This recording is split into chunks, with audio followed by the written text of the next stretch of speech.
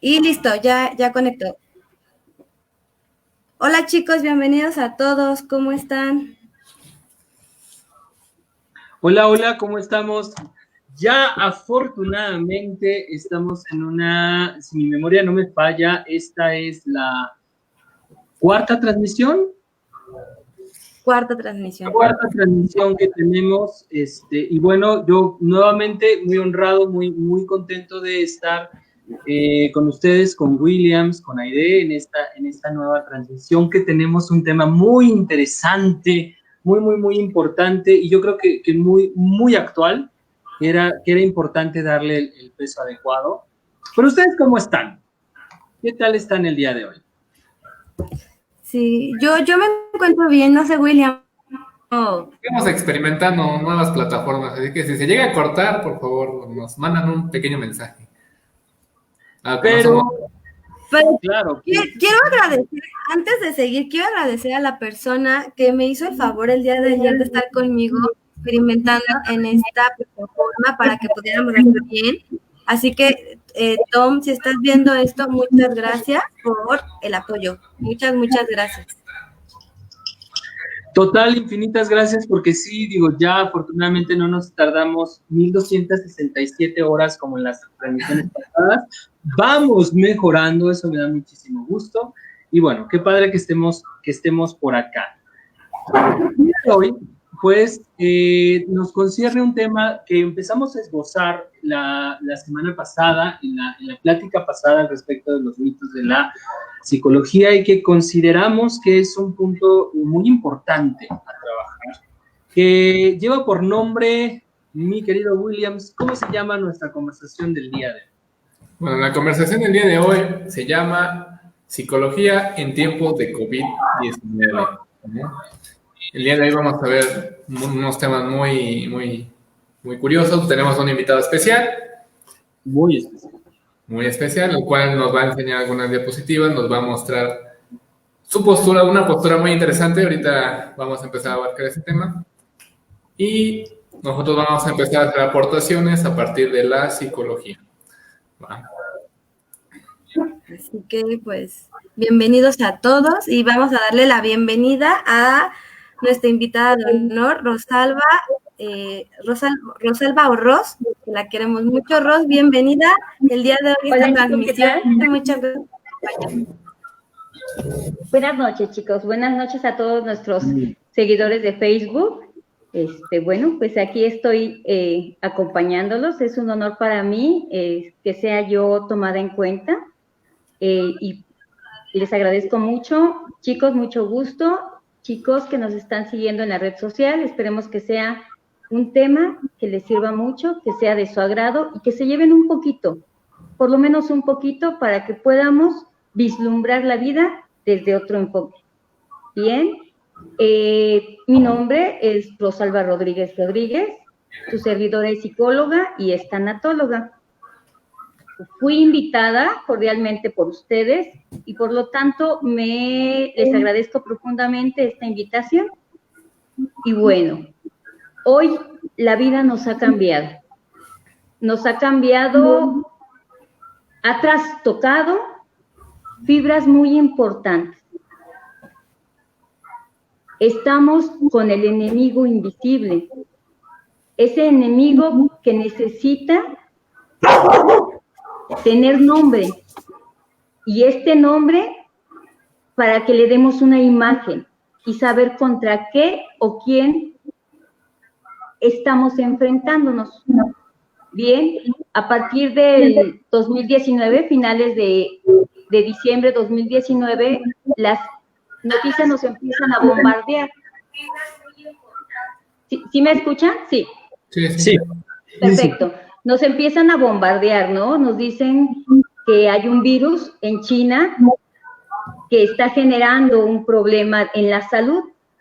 Es un virus desconocido, no se sabe gran cosa de él. En la parte médica, los investigadores empiezan a observar contra qué se están enfrentando. Bien, si algo afecta al psiquismo humano, es el temor a la muerte. Este temor a la muerte nos los empiezan a hacer patentes, nos los empiezan a hacer presente. ¿Quién? China. Empieza a decirnos que hay un virus de origen desconocido que está atacando directamente a las personas. Les está generando sintomatología peculiar, pero no saben realmente qué es lo que está atacando este virus.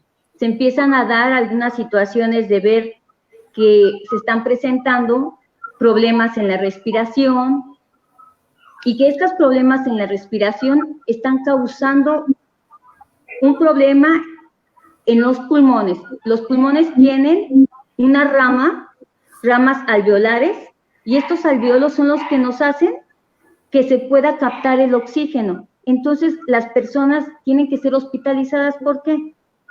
Porque no están captando un suficiente oxígeno y esto los puede llevar a una enfermedad o bien a un deceso. Estas noticias nosotros lo vemos a lo lejos, lo vemos lejano, no es cercano y por lo tanto todavía no empieza a generarnos aquí en México algún problema, solamente lo estamos viendo a distancia. Sin embargo, el virus va caminando, esto se convierte, la OMS lo empieza a declarar como una pandemia. Esta pandemia empieza a aterrorizar a toda la población. Y entonces la pandemia ha llegado a México, ¿no?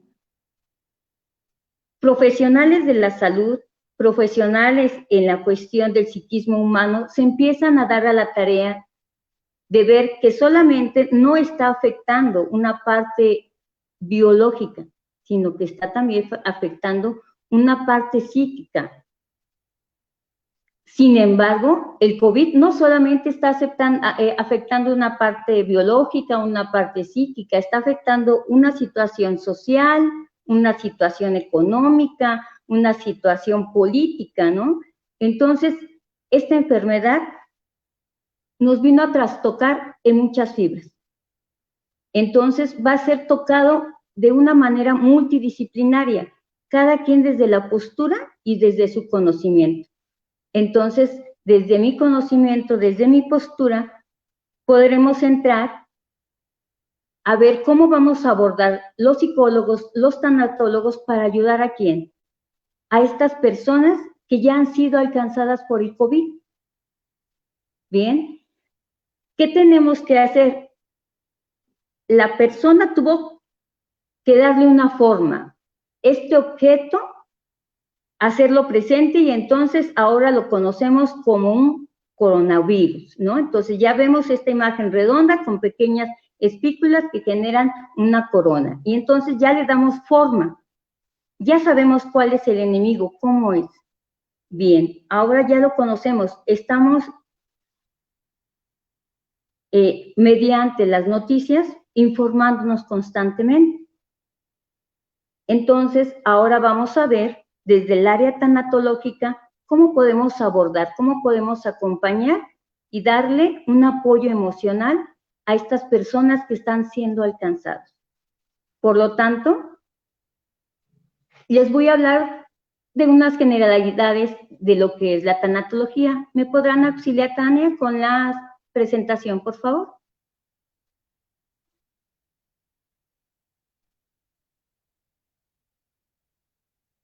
¿Sí me escucha, está? Sí.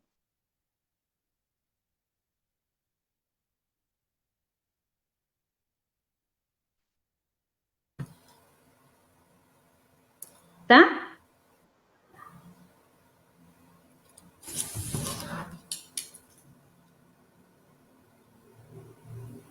¿Sí? ¿Sí se puede escuchar? Bueno. Déjame ahorita le mando mensaje, pero sí. Que ahorita, mientras usted continúe, en lo que ella nos va poniendo, por favor. Perfecto. Bien. La tanatología, ¿qué se encarga? Es el estudio. Tanato significa muerte y logos significa estudio. Entonces la tanatología se encarga del estudio de la muerte, ¿no?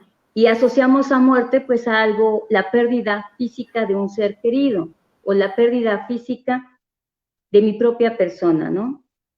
Pero no siempre la tanatología acompaña en las pérdidas físicas, también acompaña en otras pérdidas y posteriormente les voy a ir comentando. La tanatología, les voy a hablar en este tiempo de corona, crisis o evolución. ¿Qué está haciendo este tiempo actual?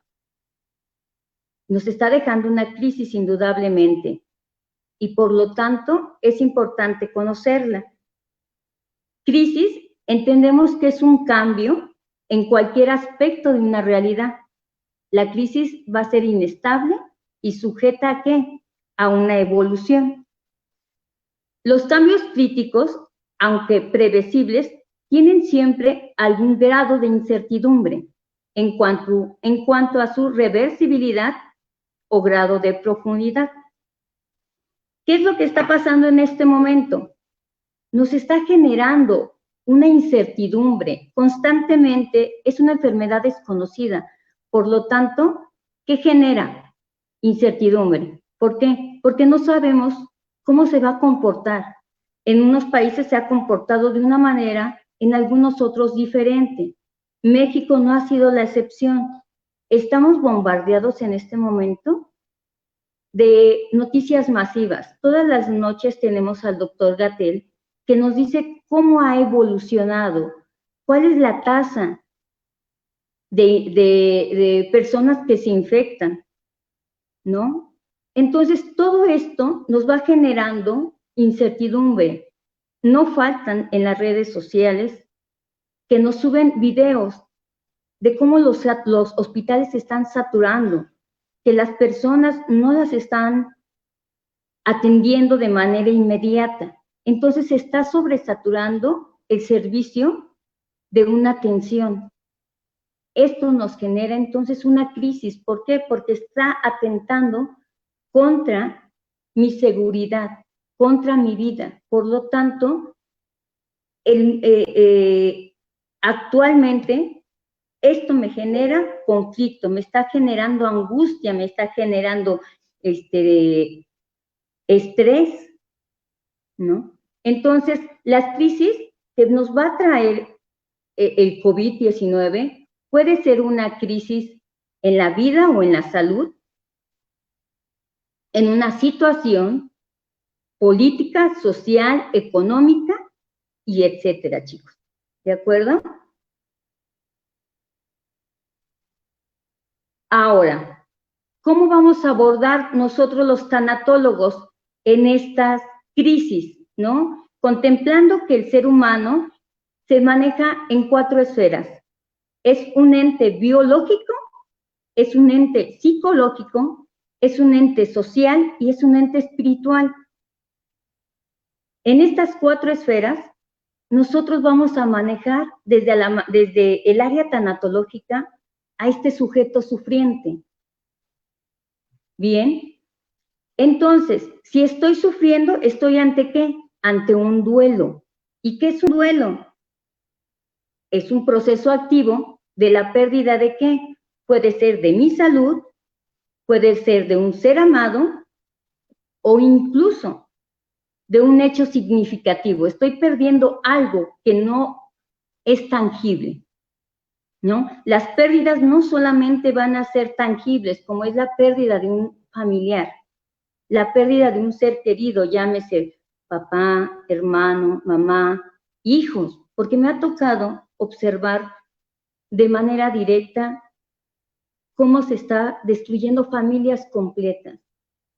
Cómo este enemigo que es tan invisible, que es tan microscópico, le tengo tanto miedo, porque no sé en qué momento lo puedo adquirir, me puedo contagiar, y entonces en mi psiquismo entra la angustia, el temor a morir. Esto es lo que generalmente está acabando y está bajando a veces incluso mi sistema inmunológico, porque es la angustia. Los seres humanos tenemos un instinto de vida y tenemos un instinto de muerte. Sin embargo, el hablar de muerte, no estamos preparados. No es algo, sabemos que la vida, el nacer tiene el vivir tiene una dualidad, naces y mueres. Sin embargo, no se está preparado. No es algo con lo que nos hayan inculcado, como en una escuela, las matemáticas, ¿no? Y este es algo de la cual nadie se va a escapar. Sin embargo, el cómo vamos a morir, esto ya es circunstancia. Y esto es lo que está pasando en estos duelos, ¿no? Que es un proceso, ya sea en la pérdida de la salud, en la pérdida de un ser amado o de un hecho significativo en mi vida. El DSM-5 en la actualidad dice que un duelo es una reacción normal ante la muerte de un ser querido, y de algunas personas puede presentar incluso síntomas de una depresión mayor, tantos como ¿qué síntomas puedo tener? Y esto en la población en este momento se está observando. El hecho de que estemos en casa, estemos aislados, estemos en confinamiento y estemos escuchando masivamente información que nos está llenando y nos está creando mayor angustia, pues nos está generando a nivel emocional, ya sea de tristeza, ¿no? Nos está generando mucha tristeza, nos está generando incluso apatía. ¿Por qué? Porque yo estoy aquí en confinamiento. ¿Qué me asegura que allá afuera está sucediendo esto que me bombardea la noticia, ¿no? Que me dice que está muriendo tanta gente, que tengo que tener una sana distancia, que tengo que usar cubrebocas, que tengo que, cada que salga a la calle, tengo que desinfectar todas las cosas que traigo a casa.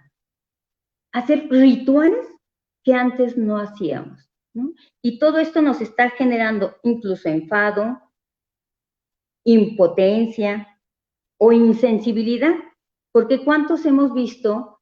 Yo creo que hemos tenido la oportunidad de ver en la calle gente que no se está colocando un cubrebocas, personas que no están respetando una distancia sana, personas que incluso agreden a aquel que trae un cubrebocas, aquel que porta un uniforme médico, y entonces esta emoción de duelo me genera incluso una reacción de agresión. Estoy agrediendo a aquel que trata de conservar su salud y su vida. Pero sin embargo, hay que entenderlos. También es una reacción propia de estas emociones que le está dejando esta enfermedad, esta pandemia. Les está generando también emociones como cuando somatizamos, cuando la gente dice, es que yo creo que ya lo obtuve, creo que ya lo tengo, ¿no? Y empezamos a sentir esta falta de respiración. Siento que no tomo tanto oxígeno. Siento que algo le está sucediendo a mi cuerpo. Creo que ya tengo fiebre. No, yo creo que sí. Entonces empieza uno a llenar de estos síntomas y que tendría yo que presentar otra serie de síntomas como para pensar que puedo entrar en la categoría de un posible sospechoso. Bien, también tengo estos duelos, estas emociones, ya se las comenté, sensaciones, que es la sensación de un vacío incluso en el estómago, esta voz seca, esta boca seca, incluso la falta de energía, ¿no? Este confinamiento, cuando los que tenemos jóvenes en casa, ¿qué está pasando? Están fatigados, están cansados, están sobresaturados, precisamente por lo que les está generando la pérdida que ellos tienen. Y en un momento vamos a interactuar con los audientes para que podamos preguntar, estos jóvenes, ¿qué tanto han perdido? Porque han perdido muchas cosas. Bien, dando continuidad, ¿quién habla de la tanatología? La pionera, Elizabeth Kubler-Ross. Ella es una neuróloga, psiquiatra, que trabaja en hospitales y empieza a ver cómo la gente tiene sufrimientos. ¿no? ¿Por qué? Porque empieza a trabajar con enfermos terminales de cáncer y ve que todos tienen algo en común. Entonces, ella se dedica a hacer un acompañamiento a estos enfermos terminales y empieza a desarrollar esto magnífico, esto hermoso que nos deja Elizabeth Kubler-Ross, que es la tanatología. Y entonces dentro de ella nos da 5 etapas que tiene este duelo, este proceso de pérdida. Ella maneja que son 5, que es la negociación, la ira o la rabia. Perdón, primero es la negación, 2 es la ira o la rabia, 3 es la negociación, 4 es la depresión y 5, una aceptación. Importante, no todas las personas viven estas etapas de manera escalonada, de manera consecutiva.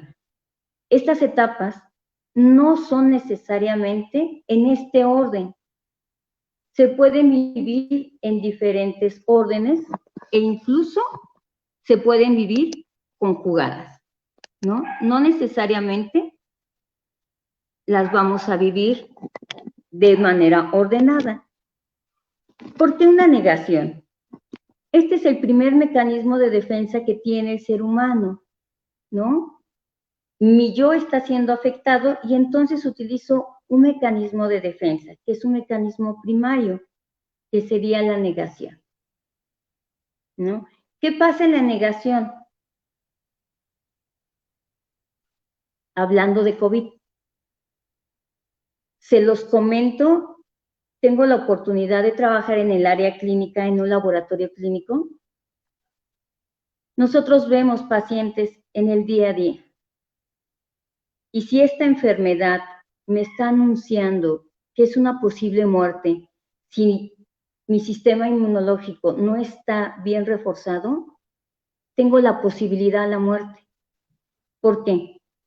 Porque yo escucho de manera masiva que si no estoy oxigenando bien, puedo llegar a un hospital y en un hospital pueden incluso tener que colocar una intubación. Me tienen que colocar unos medios artificiales para que pueda respirar, para que a mis pulmones pueda oxigenar y no pierda yo la vida, ¿no? Entonces, la gente está negando, no puedo yo tener esta enfermedad.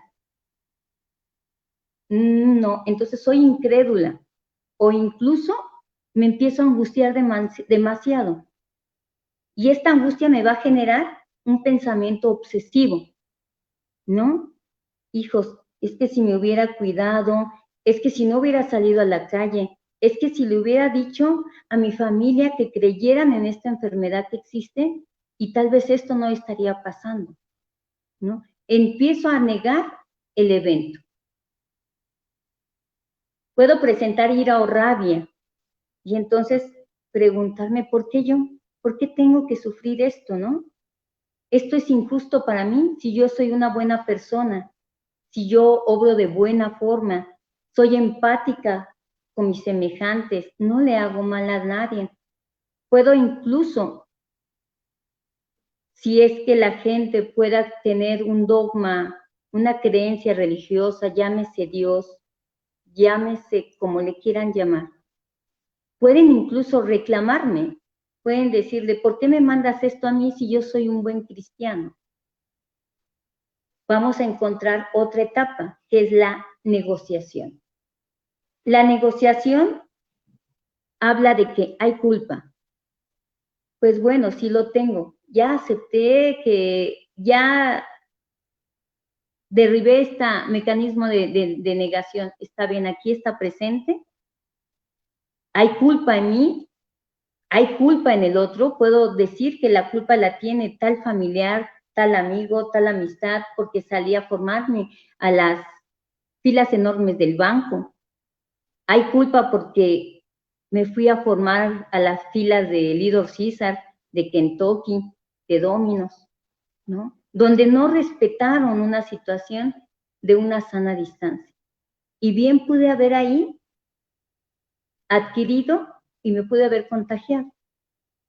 Bien, entonces, aquí en esta negociación ha cesado la negación totalmente. Ya acepté que lo tengo, ya no hay negación, entonces empiezo a negociar, ¿no? Ahora sí, puedo mandar a traer, si tengo una fe religiosa, si tengo alguien más allá que yo pueda pedirle una explicación, que me dé un cobijo, que me dé esta fe espiritual que necesita mi alma, y entonces empiezo a negociar. Si tú me das permiso a que yo pase esta enfermedad, prometo que voy a hacer un cambio, prometo que voy a ser un buen ser humano, prometo que voy a ser un buen hijo, prometo que voy a ser un buen esposo, prometo que voy a ser un buen hermano. Empiezo a negociar con tal de que tú me mandes mi salud, que no te lleves a mi familiar, que no se muera mi familiar. Bien, después de esta depresión, de esta negociación va a seguir la depresión, ¿no? Hay una depresión donde se hace recuento de lo que estoy perdiendo, e incluso la persona a veces prefiere estar sola, se muestra cansada, se muestra apática, ¿no? Empieza a tener incluso alteraciones, ¿no? Alteraciones de la conducta, como es la alteración del sueño, una conducta distraída, el llanto, el suspiro, ¿no? Y por último vamos a encontrar una etapa que se llama la aceptación. La aceptación ya va a ser racional y emocional. Esta aceptación va a retomar entonces ahora el control de mi vida, ¿no? En esta fase es la última que maneja Kübler-Ross. Cuando el doliente acepta la pérdida del familiar que ya no está, o incluso no solamente podemos estar hablando en estos tiempos de COVID, que son pérdidas físicas. Los jóvenes hoy en día nos podrán hablar de pérdidas como la pérdida a la libertad, la pérdida a que ya no puedo salir con mis amigos, ya no puedo salir con la novia, ya no puedo irme de fiesta, ¿no? Entonces se está perdiendo, incluso va más allá. ¿Qué pasa con estos jóvenes que se fueron fabricando, construyendo un sueño, ¿no? Estos chicos que tal vez de la preparatoria están anhelando entrar a una universidad y se ve coartada esta situación. ¿Por qué? Porque hoy día me está truncando esta posibilidad hasta ante esta incertidumbre, ¿no? No es lo mismo estar tomando y preparándome a distancia. Algunos tendrán la habilidad, pero no todos tienen la habilidad y también el recurso de poderme preparar a distancia y poder alcanzar ese sueño que por años fui buscando, ¿no? Tal vez entrar a una universidad que yo quería. Y entonces, es la manera en que están sufriendo, no solamente una pérdida tangible, sino también una pérdida intangible, algo que tiene que ver con lo que significa para mí, un significante solamente. Entonces, lo que yo les comento, hay pérdidas. Dice Kübler-Ross, vamos a tener pérdidas tangibles, que es la muerte física. Y no solamente una muerte física como tal, hay gente que tiene, incluso gente joven, que ha querido ser madre y por una situación de salud han tenido que quitarle el útero. Esta chica, ¿cuándo va a ser madre? No podría, ¿no? Entonces se está perdiendo esa oportunidad de ser madre, también es una pérdida, ¿no? Hace unos días, cuando empezó la contingencia mayor aquí en el país, aquí en México, llegó con nosotros un chico de aproximadamente 30 años de edad. El joven se cae de 2 metros de altura, cae al suelo, se impacta y tuvo una fractura de la cabeza del fémur, una fractura en la cual en este momento de contagio, en este momento de pandemia, en este momento que es incluso temeroso acudir a un hospital, no sé en qué habrá quedado el caso de este chico, pero para mí fue angustia. ¿Por qué? Porque no sabía si este chico podía perder la vida o perder la pierna, porque están sobresaturados los hospitales, ¿no? Entonces, él también podría tener esta angustia tangible de una pérdida, esta pérdida de esta extremidad incluso, ¿no? Y ahora las pérdidas no tangibles o simbólicas, estas no son perceptibles por su naturaleza psicosocial, por ejemplo, un divorcio. En este momento estamos viendo que hay fenómenos que la convivencia exhaustiva de ya estar tal vez 24/7 conviviendo en pareja con los hijos, pues está viendo que hay más violencia, ¿no? Violencia intrafamiliar que está generando divorcios. Esta también va a ser una pérdida, ¿no? Entonces, lo que yo les decía, la pérdida de una ilusión.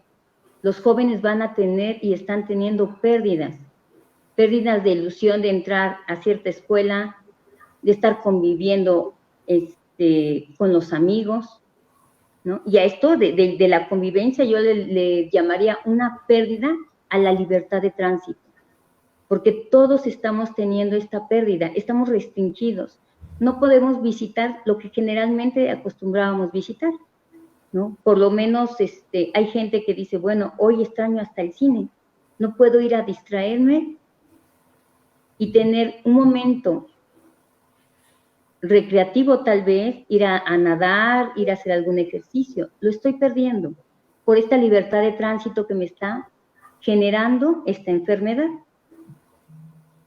Bien, chicos, entonces, esto es lo que hacemos el tanatólogo, hacer que el paciente pueda entender que hay diferentes pérdidas, ¿no?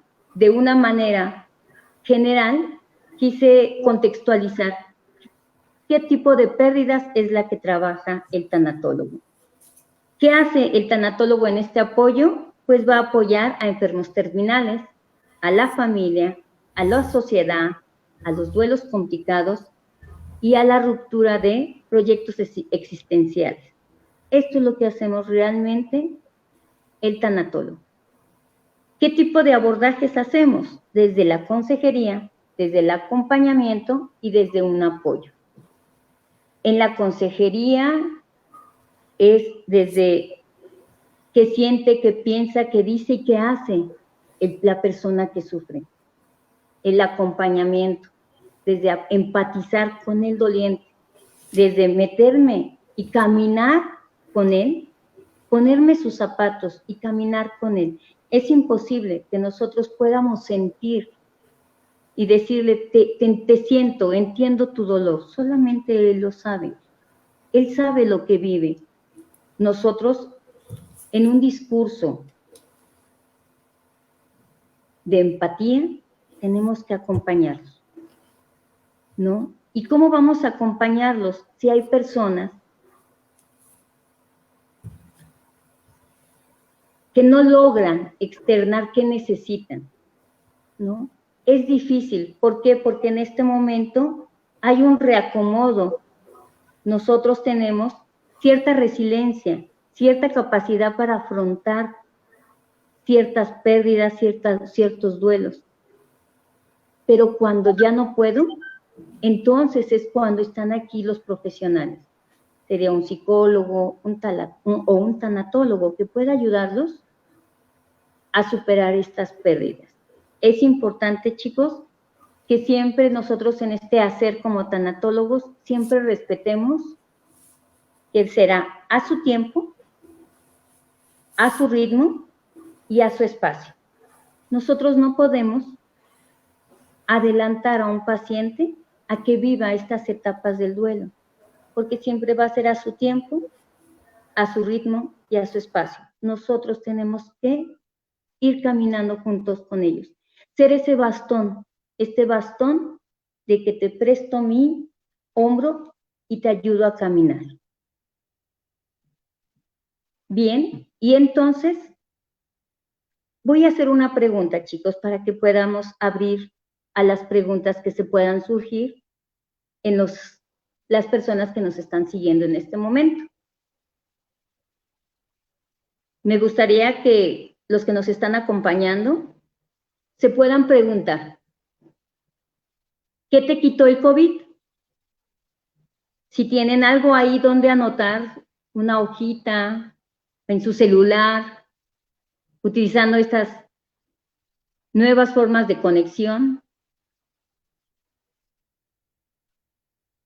¿no? ¿Qué te quitó el COVID? Y puedes desglosar, ¿no? ¿Qué me ha quitado? Y pregunta número 2, ¿no? ¿Qué me brindó el COVID? ¿Qué le ha dejado a mi vida el COVID-19?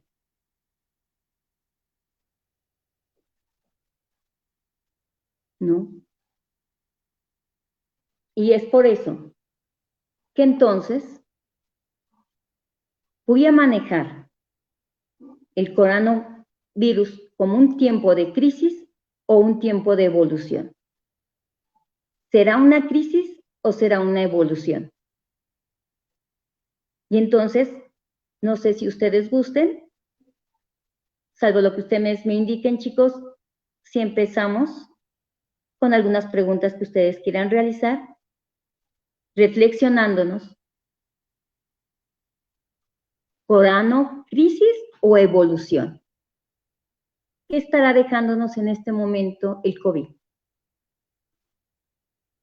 Yo creo que la presentaríamos después de que nos podamos responder estas preguntas. No sé si ustedes quieran abrir a público, chicos. Yo quisiera, antes de abrir a público, ¿me escuchan bien por allá? Sí, Víctor. ¿Todo bien? Perfecto.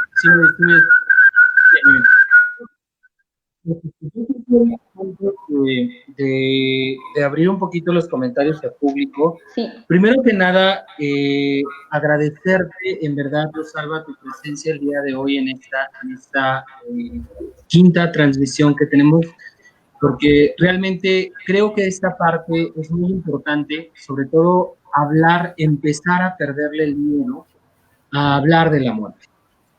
Culturalmente hablando, nosotros sí tenemos hasta cierto punto ciertos aspectos que nos llevan a nuestras tradiciones, inclusive a ver a la muerte de una manera chusca, ver a la muerte de una forma hasta cierto punto cómica, que nos podemos burlar, reír, la vemos como una igual en muchas ocasiones, ¿no? Así es. Eso a nivel tradicional, a nivel de nuestros usos, nuestras costumbres.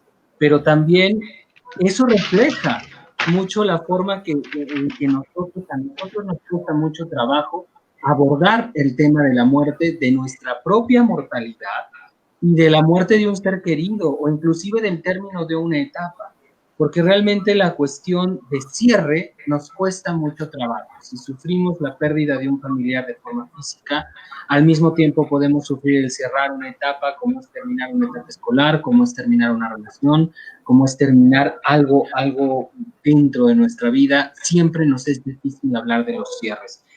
Todo esto que nos comentas, con lo cual se abre esta temática muy importante y muy interesante, me llevó a pensar un poco al respecto de cómo también el concepto de duelo ha ido evolucionando también dentro de la cuestión y dentro del mismo tratamiento psicológico del entendimiento del duelo, ¿no?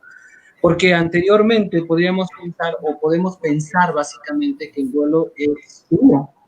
Decimos, es que el duelo solamente se va a vivir en una sola dimensión, con sus mismas fases, con sus mismas etapas, pero recientemente nos hemos centrado mucho también en hablar de las formas en las cuales llega ese duelo.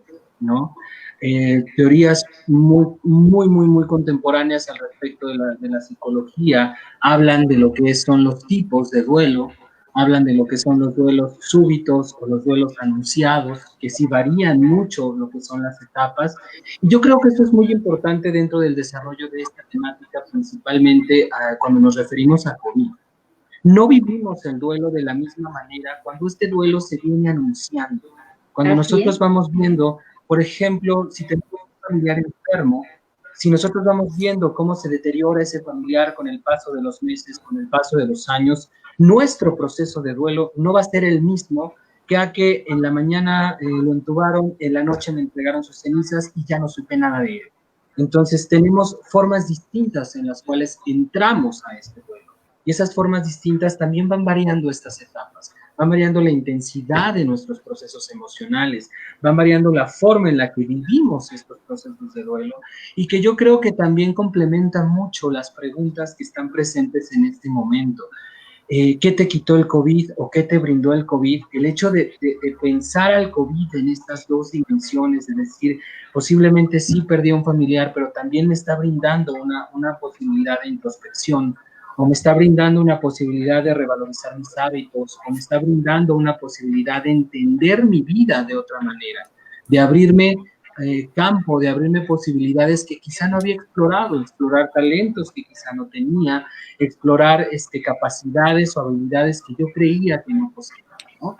Este punto me resulta muy importante porque definitivamente la cuestión de hablar del duelo nos empuja a la necesidad de tener en cuenta que la forma en la que nosotros entramos a ese duelo sí modifica totalmente nuestras reacciones, ¿no? Muchas veces podemos superar más fácilmente un duelo cuando ya se viene anunciando, cuando venimos viendo la enfermedad o cuando venimos viendo el deterioro de una persona e inclusive tomamos como un consuelo o como una negociación o como una resignificación la muerte, resignificamos el proceso y decimos, bueno, descansó. Yo sí quisiera hacerte una pregunta antes de pasar a las preguntas directamente del público, de las personas que nos están viendo, a las cuales les agradecemos muchísimo también que nos acompañen. ¿Qué pasa cuando el duelo se presenta de forma súbita?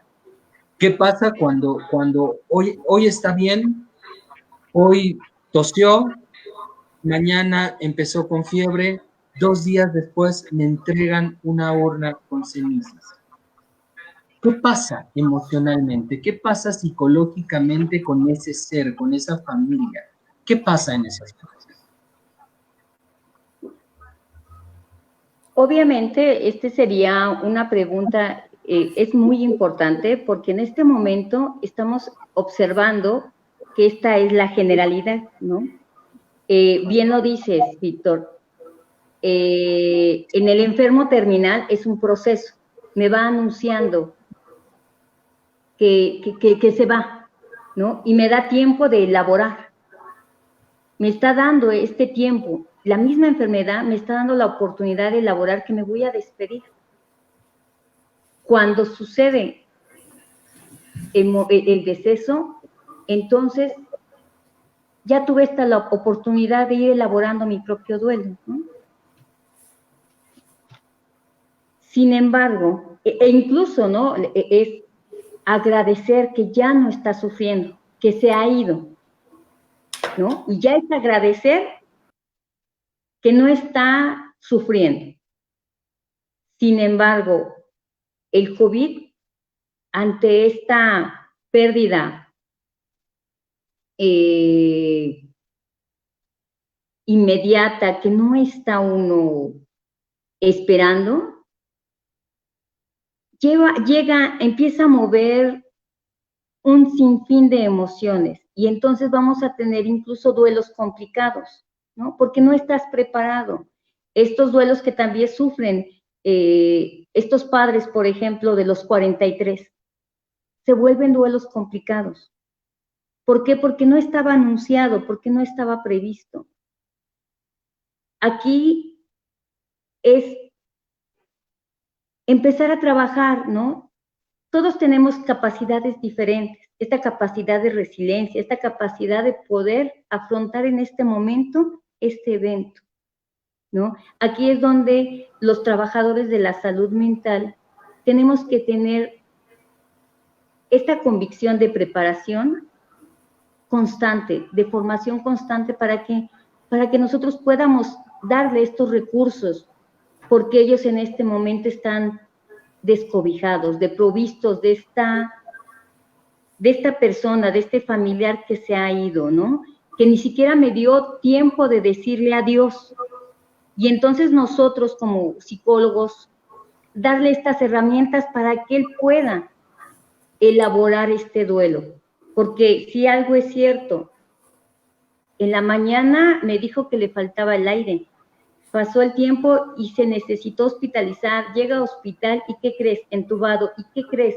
Que de 10 personas, el 80% que son entubadas no sobreviven, solamente están dando una probabilidad de vida el 20% que queda. Entonces, mi esperanza de vida de mi familiar es nula. No me dio tiempo a decirle todo esto que yo tengo, todo esto que yo no pude comunicarle, y esto se vuelve un duelo complicado. Como terapeutas, tener esta herramienta de cómo ir haciendo que el sufriente empiece a soltarlas, ¿no? Tenemos, por ejemplo, algunas técnicas, ¿no? Algunos ejercicios, algunas tareas que uno le hace, ¿cómo se llama? Le proporciona uno al sufriente para que ellos empiecen a elaborar este duelo, porque indudablemente no vamos a tener acceso por seguridad a entrar en sus últimos momentos de vida. No podemos estar con él, no puedo tomarlo de la mano, no puedo cerrarle los ojos, ¿no? Pero ¿sabes algo, Víctor, que a mí me gustaría compartir? Para que aquellos que nos están escuchando, y si esto puede minimizar un poco el dolor de haber perdido a un familiar en un hospital y que no dio el tiempo para despedirme y decirle algunas palabras, quisiera yo que puedan escuchar esto. Nadie muere solo. Nadie. Hasta sus últimos momentos, la persona que falleció trae en su mente, trae recuerdos e incluso puede citar, porque se ha hecho estudios, se hizo estudios. Kubler-Ross documentó que aquellos que estaban ya en ese camino de la muerte decían que los que se le adelantaron iban por ellos, para caminar con ellos ese puente, esa ida, ese llegar a otro lado, ¿no?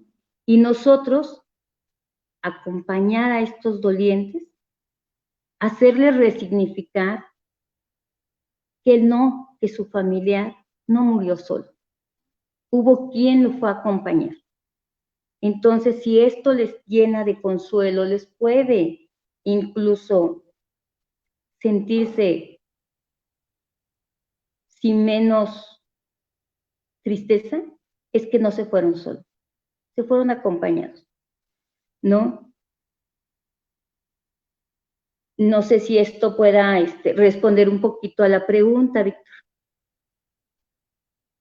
Totalmente, totalmente. De hecho, justamente por eso es por lo que creo que efectivamente, como bien lo mencionas, es una temática. El hablar de esta cuestión súbita, el hablar de la preparación o de la falta de preparación para la muerte, en este momento se convierte en un eje muy importante, porque no solamente estamos bombardeados con la cuestión o con la preocupación de lo que puede pasar, sino también los medios de comunicación nos están bombardeando constantemente con cifras, con números, con noticias que no necesariamente son correctas o que no necesariamente son verdaderas, y eso alimenta también nuestro estado de estrés, nuestra angustia. Y ese sí es un punto que también es crítico, que también se convierte en un elemento que Yo considero que como especialistas de la mente, de lo que es la salud mental, del trabajo mental y emocional de una persona, nosotros tenemos que cobrar mucha conciencia en este punto. Cobrar mucha conciencia en el hecho de que realmente, pensando desde la perspectiva tanatológica, ninguno o muy pocas personas nos hemos preparado lo suficiente, no solamente para hablar de la muerte, para nuestra propia mortalidad o para la mortalidad de alguien que amamos o para la mortalidad de una persona importante y trascendental en nuestra vida. No nos hemos preparado, no estamos en ese punto de poder decir, bueno, me siento, analizo qué pasaría si a mí me toca irme súbitamente o qué pasaría si yo me contagio. Tenemos ese conflicto serio con la cuestión del a mí no me va a pasar. Esta cuestión de la negación que también hablabas al respecto de lo que no necesariamente de las etapas del duelo propiamente, sino de los mismos mecanismos de defensa que nosotros tenemos como seres humanos, de decir, le puede pasar a todo mundo, puede pasarle a mí, pero a mí no me va a pasar.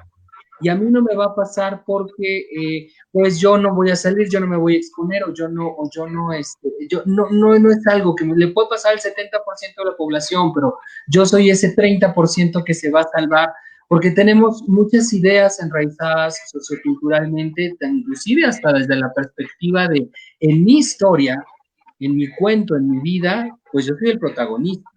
Entonces, como yo soy el protagonista, los protagonistas nunca se mueren. Entonces, ese es un poquito el conflicto al que nos nuestro narcisismo hace que pensemos, ¿no? No me va a tocar a mí.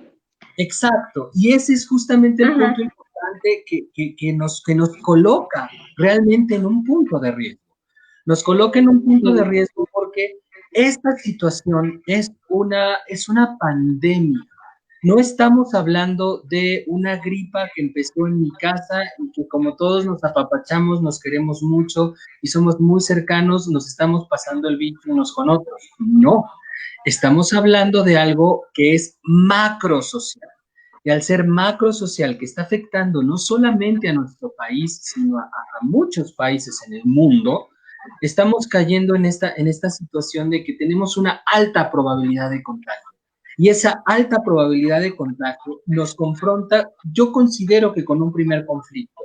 Y este primer conflicto que nosotros tenemos, bien lo mencionas, es el narcisismo al cual nos estamos enfrentando inicialmente. Es decir, sí estamos en pandemia, pero a mí no me va a pasar. Entonces, ya estamos cayendo en un conflicto. Y cuando nos pasa o cuando le pasa a un familiar cercano, entonces es ahí donde la realidad nos golpea. E inclusive todavía no hemos vivido la pérdida y ya estamos sufriendo la preparación de, porque no sabemos cómo conducirla. Y esto también nos coloca ante otra posición importante que la psicología ha empezado a explorar en recientes fechas, que son los duelos supuestos o los duelos premonitorios como anteriormente se manejaban, que tienen un poquito que ver con estas ideas o estas suposiciones que no están pasando, pero que ya nos están empujando al duelo sin estarlo viviendo. Entonces, eso también va generando estrés, va generando somatización, va generando sufrir y suponer, sufrir por las suposiciones. Y al sufrir por las suposiciones nos estamos enfrentando a un panorama todavía más complejo, porque no solamente tenemos al COVID afectándonos, sino tenemos la idea que tenemos y la construcción social que tenemos y la construcción ideológica que tenemos al respecto del COVID. Y eso nos hace sufrir en diferentes dimensiones. Por eso es una situación bastante complicada esta. Sí, incluso yo quisiera retomar esto, algo, mira, cierro, bueno, de este comentario, ¿no? Que me decías, ¿qué pasa con esta muerte inmediata que no fue prevista, que es como la lotería, ¿no? Me saqué el premio mayor, así es con el COVID, ¿no? En este momento, no sé si reír porque me lo saqué, pero ¿qué es lo que va a pasar, no? Yo por eso les preguntaba, hacía estas dos preguntas: ¿qué te quita, pero qué te brinda, no? Si en este momento dice las estadísticas que el 70% de la población va a adquirir el virus, algunos de manera tranquila, leve, su sistema inmunológico va a recibir al virus, va a ser muy asintomático, o sea, no va a ser tan percibible, ¿no?, para la gente tener ciertos síntomas como tal vez fiebre, alguna dolor articular, cefaleas, ¿no? Quiere decir que el 70% de la población lo va a adquirir, pero dentro de ese 70%, ¿cuánto es que sí van a tener un síntoma más grave, ¿no?, un síntoma mayor, donde puede tener un riesgo mi vida? Algo muy importante, dices, el mexicano, y más el mexicano, porque lo vemos cuando, de acuerdo a estos usos y costumbres, en el día ¿cómo se llama?, de muertos, cómo somos admirados por culturas externas, ¿no? Cómo el mexicano se burla de la muerte, ¿no? Cómo la representa, pero sin embargo, estamos viendo, no recientemente, lo hemos observado, el mexicano es temeroso a la muerte. En este momento nosotros no estamos preparados, aunque de manera de burla podemos decir que los mexicanos podemos afrontar porque lo sabemos hacer con nuestros usos y costumbres que tenemos, pero sin embargo no. Es algo que no está preparado la cultura mexicana. ¿Por qué? Porque somos una cultura de apegos, ¿no? Ahorita que pasa en este confinamiento, la familia mexicana es el muégano, literal. Un muégano porque tenemos todos los integrantes, mamá, papá, los hijos, el tío, el abuelo y todo esto. Entonces, es una cultura rica, sí es rica en apegos. ¿Por qué? Porque precisamente me duele porque el que se fue me está haciendo sufrir a mí. Yo estoy sufriendo porque él ya no está, porque ella ya no está, porque me he privado de su persona. Entonces, sí es importante considerar que se está sufriendo porque tengo cosas pendientes que no le di, cosas pendientes que me faltó decirle, cosas pendientes que me faltó mostrarle. Y entonces, ahí está el duelo, porque es este apego. ¿Cómo no tener duelos? ¿Cómo evitar esto? Sí, se hacen técnicas, se hacen acompañamientos que nosotros le brindaremos. Lo importante es dárselo a Dios, y dárselo a Dios es decir adiós, a Dios. No se queda conmigo, se va a otro nivel, ¿no? Eso sería tal vez importante que nuestros audientes puedan ver, ¿no? Y trabajar que lo que me está doliendo es por lo que a mí me genera el no poderme despedir. ¿Qué no le dije? ¿Qué no hice? ¿Qué no le transmití? Y ahí es donde nosotros nos vamos a enfrentar a atender a estas personas solicitantes, ¿no? Así es, Víctor. Entonces, no sé si quieran comentar más. Perdón, Víctor. Ay, se me olvidó. Perdón. En esto que me decías, ¿no? Que el mexicano no estamos preparados. Hay una herramienta muy linda, muy preciosa, que se llama Testamento Vitae. En el Testamento Vitae yo puedo, en este momento, Rosalba Rodríguez, decidir si el COVID me alcanza, qué es lo que quiero que haga. Y es algo que tal vez está presente, porque si tenemos el 70% de que me puedo contagiar, en ese 70% debo de pensar que puedo hacer un testamento vitae, que incluso me va a servir de manera legal. Porque si en este momento están cerrados muchas dependencias, no voy a encontrar una notaría abierta para ir a hacer un testamento. Pero si puedo hacer mi testamento vitae, puedo decir qué es lo que quiero, ¿no? ¿Qué es lo que quiero que hagan con mi cuerpo en dado caso que entre a un hospital? Si autorizo o no que me entuben, si autorizo o no la asistencia, si quiero o no entrar, porque todavía no he perdido mi autonomía. Eso es importante. El enfermo, lo primero que pierde es la autonomía, y esta autonomía piensan que yo no soy capaz de decidir. Si en este momento yo estoy sufriendo la enfermedad, no deseo internarme, yo ya lo estoy testificando mediante un video, mediante una carta, que esto es lo que yo deseo. ¿Cómo quiero que sea mi proceso, no? Si yo deseo que sí ser cremado, mi familiar está consciente que quiero que me cremen. Si no quiero estar entubado, si no quiero entrar a un hospital, si quiero quedarme en casa y que me atiendan en casa y morir, aunque sea con la puerta cerrada, a tras puerta poder decirle o escuchar, no decir porque esto compromete la respiración, poder escuchar a aquellos familiares que quieren despedirse de mí. Si esto es mi deseo. Entonces sí podría ser importante que se pueda hacer tu testamento vitae, ¿no? Claro, sin embargo, también nos confronta ante, digo, y aquí sí, a mí me encantaría, en verdad me encantaría, ya que nuestra abogada es la que nos puede dar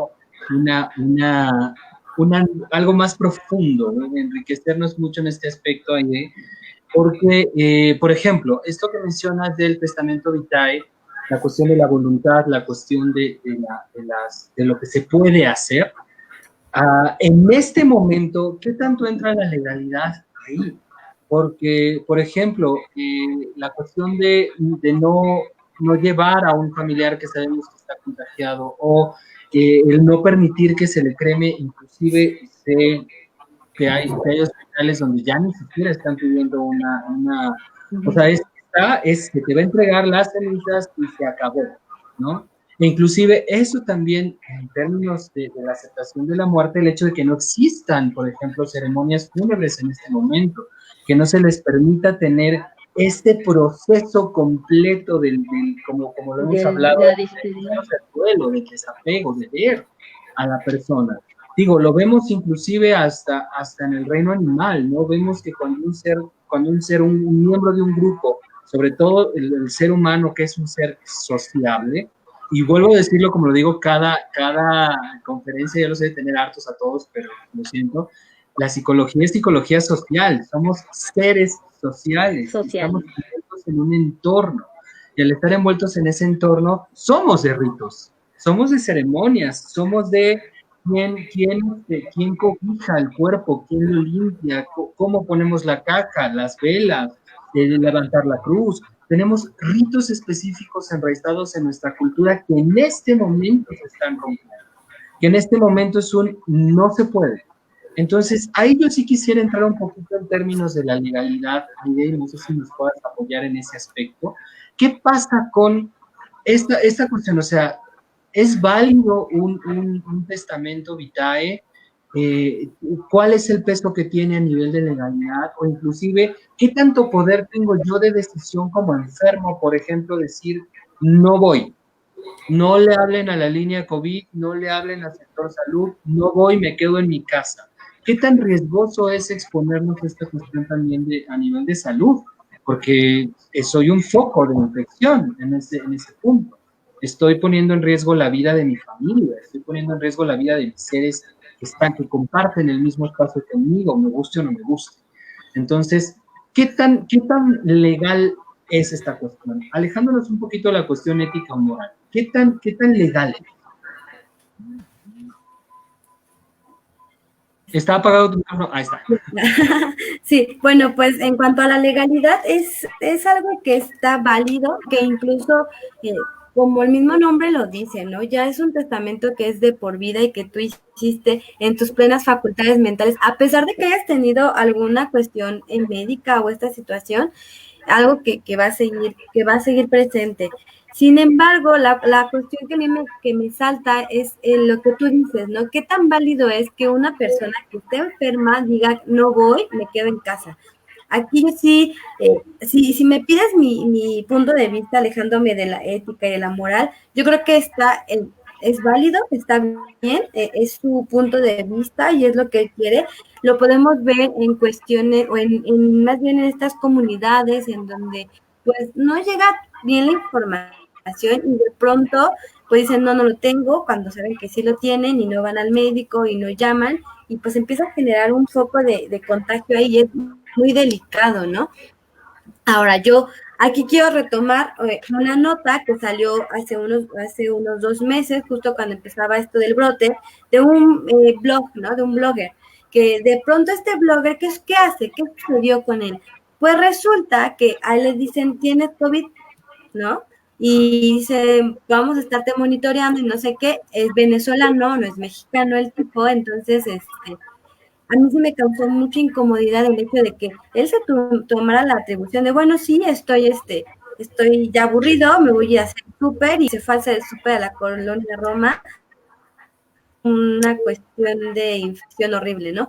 Entonces, aquí se hablaba también de que incluso hay una ley que dice que sí puede ser arrestado, que sí puede ser multado, entonces sí estamos protegidos para esta situación, pero también tenemos que tomar en cuenta que hay algunas lagunas en la ley que nos pueden ayudar a ampararnos e incluso pues sacarnos de este conflicto por estas cuestiones legales que tenemos, ¿no? Entonces, realmente, tocando el tema de la legalidad, creo que México, y no nada más me refiero a México, bueno, sí México, porque sí es México en general, sí tiene muchas deficiencias en la ley, ¿no?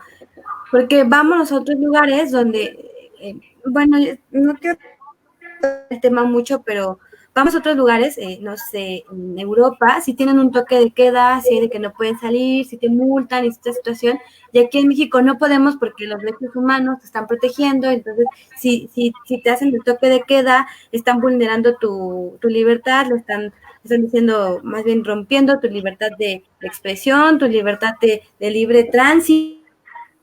Incluso por ahí tuve una discusión en una cuestión familiar, ¿no? Con alguno de mis tíos, que por cierto les mando saludos. Por ahí mi tío me decía, es que cómo es posible que las carreteras estén cerradas y que los pueblos no puedan entrar. Y yo, pues están cuidándose de que nosotros pensamos que es una cuarentena y nos preferimos ir a vacacionar, ¿no? Le digo, están en su derecho. Y lástima que aquí en México no existe una ley que sí de plano nos puedan multar, porque para mí es algo súper importante que existiera y que hubiera esta posibilidad, porque tal vez así hubiéramos reducido totalmente los números y tal vez ya hubiéramos salido de la cuarentena y cuestiones así, ¿no? Entonces, realmente, hablando en temas legales, hay muchas lagunas en la ley que pues sí nos pueden ayudar y otras que sí nos pueden totalmente meter en el hoyo, ¿no? Tanto de ayudar, pues vamos a seguir transgrediendo y esto va a ser un cuento de nunca acabar.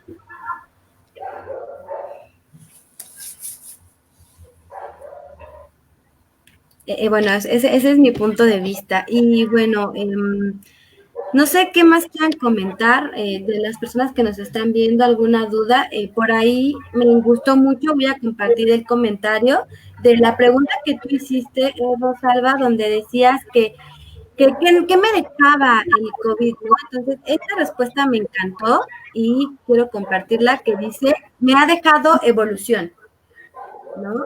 Entonces, lejos de verlo como negativo, lo estamos viendo desde el lado positivo, ¿no? ¿Por qué evolución? Porque nos estamos haciendo, así que autoconociendo, ¿no? Quitándonos todas estas, por ahí decía William, saliendo de la Matrix, ¿no? Para meternos en casita y de repente empezar a conocernos y ver qué pasa conmigo, qué pasa con mi familia y evolucionar en otros ámbitos. No sé qué opinen ustedes. Esta respuesta me pareció magnífica. Mira, yo creo que es importante retomar el hecho de, me voy a ir a lo social, ¿por qué? Es importante retomarlo, pues sí, gracias, sí, ya sé, Víctor. Lo siento, tenía que Sí. expresarlo. ¿Por qué? Porque es importante ver la postura en la que estamos, ¿no? En la postura en la que estábamos anteriormente, que estábamos en nuestra burbuja, como bien lo dijo esta Aide, nuestra matrix, nuestra normalidad, ¿no? Nuestra normalidad estandarizada, donde había pequeñas cosas que te salían de la normalidad y ese tipo de cosas nos alteraban, ¿no? Ahora que salimos completamente de la normalidad, sí se da un proceso de evolución, ¿no? Se da un proceso de cambio, pero ahí vamos a tener un proceso doloroso y más por mira, ya vamos a ver tanto nuestra cuestión social y nuestra cuestión cultural. ¿Por qué? Porque somos un país muy cercano, culturalmente hablando somos un país que siempre estamos en la necesidad de estar juntos, ¿no? Somos un país muy cercano, a diferencia de los países asiáticos o europeos, ¿no? Y eso ya lo vamos a platicar en una reunión que tuvimos, donde ellos son más distantes hacia pues, el prójimo, ¿no? Ahora, nosotros siendo más cercanos, somos una sociedad que culturalmente hablando tenemos esa necesidad de acercarnos, de saludarnos, de beso, de abrazo. Entonces, eso también ha favorecido el hecho de que crezca el número de contagios, ¿no? Y voy a retomar parte de lo que dice esta idea de cómo es que en lugar de tomar nuestras medidas precautorias, preferimos salir, preferimos evadir la realidad y decir, no, pues allá hay problemas, mejor yo me voy a esconder a una playa y me olvido de mis problemas, pero la realidad es que no es tan fácil, ¿no?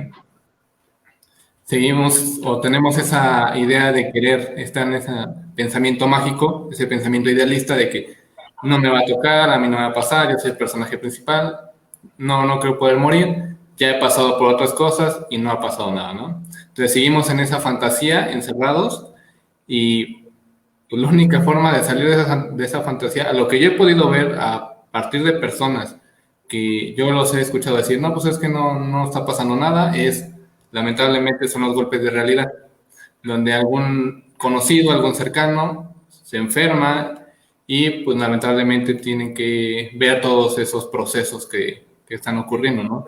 Que es la intubación, que es lamentablemente la pérdida de un familiar, o incluso se han perdido, me pareció muy interesante el comentario que hizo la licenciada respecto a que los jóvenes cómo están siendo alterados. Hay muchos chicos, chicas, adolescentes, que han perdido sus relaciones emocionales, su círculo de apoyo se ha fracturado. Y eso a raíz de la crisis que está pasando y luego surge otro proceso de dolor, pues se agravian las cosas, ¿no? Entonces, creo que sí va a haber un proceso de evolución, pero va a doler muchísimo. Por lo menos a nuestra sociedad, a nuestro país, le va a doler mucho, porque somos un país demasiado unido, tanto en costumbres, en ideales, y después de la cuarentena va a ser la necesidad o tal vez el temor de decir, no puedo ser tan cercano ya, porque existe el temor constante de que me pueda contagiar y pueda pues, morir, ¿no? O pueda pasar algo peor. Que de hecho, ahorita que lo mencionas, y dentro de nuestros comentarios aparece el comentario de Isis Vargas, que nos dice, buenas noches, me gustaría preguntar cómo puedo manejar mi estrés y ansiedad al pensar en el riesgo que va a existir de poder contraer el virus cuando todas las actividades regresen a la normalidad. Aquí quiero hacer un punto importante. Existe un síndrome que es el síndrome de la cabaña. Es algo que está surgiendo ahorita como un punto importante y que inclusive se está escuchando demasiado, tanto en redes sociales como en distintos puntos al respecto del entendimiento de esta pandemia. El síndrome de la cabaña es ese miedo a regresar a la vida normal, ya que la vida normal que llevábamos se vio alterada. estamos hablando de una cuestión, de una respuesta al respecto del temor, del miedo. Aquí yo quisiera hacer un poquito una referencia a algún elemento que tenemos, creo que la gran mayoría ubicado, para poder entender cómo pasa este proceso emocional. Si digo, o sea, con los 4 expertos que tengo en este momento, con los cuales estamos hablando, y también con las personas que nos están viendo, siéntanse en la completa libertad de comentarlo, pero quiero que piensen unos minutitos nada más en alguna experiencia donde hayan sido violentada su integridad, donde hayan sido asaltados, por ejemplo, donde hayan vivido una experiencia al respecto de la inseguridad. ¿Qué pasa cuando al día siguiente tenemos que enfrentarnos a nuestra cotidianidad? Tenemos que salir otra vez. Tenemos una pérdida. Nos enfrentamos a un proceso conflictivo. Y al estar en ese proceso conflictivo, ahora viene el reintegrarme, volver a entrar otra vez este concepto de normalidad. Y aquí yo sí quiero hacer un punto bien importante, del cual apenas nos estamos dando cuenta. No estábamos preparados para entrar a esta crisis.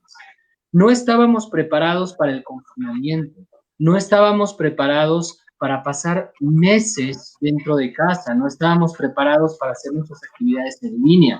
Inclusive un comentario que puede ser hasta cierto punto risible, yo veo sufrir a docentes que tienen que dar una cátedra, veo sufrir alumnos que tienen que recibir una cátedra, veo sufrir artistas que tienen que ensayar vía Zoom, vía cualquiera de las plataformas digitales que estamos utilizando, veo sufrir a terapeutas dando sus consultas vía comunicación, a nivel de comunicación remota.